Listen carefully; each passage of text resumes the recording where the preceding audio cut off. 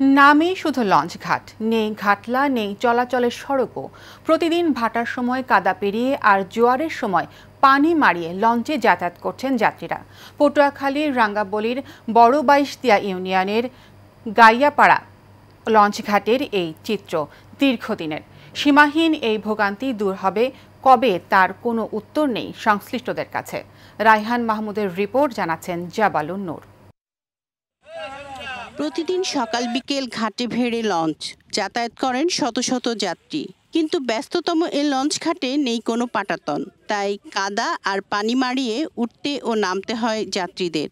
শুধু তাই নয়, ঘাট থেকে মূল সড়কে যাওয়ার নেই কোনো সংযোগ সড়ক, যে কারণে প্রায় 400 মিটার কাদা পানির পথ পেরিয়েই যেতে হয় প্রধান সড়কে। পটুয়াখালীর রাঙ্গামালী উপজেলার বড় বাইশাদিয়া ইউনিয়নের এই গাইয়াপাড়া ঘাটে প্রতিদিন এমন দুর্ভোগ নিয়েই চলাফেরা করছেন যাত্রীরা। চরম ভোগান্তিতে পড়তে হচ্ছে নারী, শিশু ও রোগীদের। অনেক দুর্ভোগ, দুর্ভোগের শেষ নাই। যে গাইয়াপাড়া ঘাটে প্রত্যেক দৈনিক 500-600 লোকজন উঠানামা করে, কিন্তু মানুষের চলাচলে এতটা কষ্ট। লঞ্চ ঘাট নাই, কোনো পল্টন, এখানে মানুষের অনেক দুর্ভোগ। এই বর্ষার সিজন হইলে রাস্তাঘাট তলাইয়ে যায় পানিতে। এছাড়া লঞ্চ থেকে যে কোনো পণ্য ওঠানো এবং নামাতেও অসুবিধায় পড়তে হয় প্রতিনিয়ত।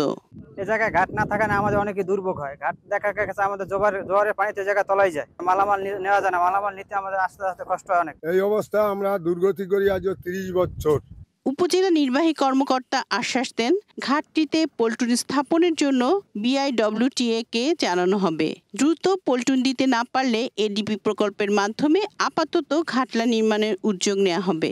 এছাড়া সংযোগ সড়ক নির্মাণের বিষয়ে LGD ইতোমধ্যেই উদ্যোগ নিয়েছে বলেও জানান তিনি। যে আমাদের স্থানীয় সরকার প্রকৌশল অধিদপ্তরের অফিস থেকে মিনিস্ট্রিতে প্রস্তাব গিয়েছে। আমি এটা মনিটরিং করব এবং আরো যে সকল কাজ করা দরকার, বিশেষ করে রাস্তা নির্মাণের ক্ষেত্রে আমি খুব তাড়াতাড়ি আমরা কমিটি বসে আগামীতে এটার জন্য ব্যবস্থা নেব।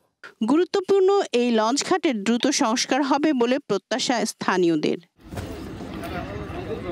জাবালুন নূর, এশিয়ান টেলিভিশন।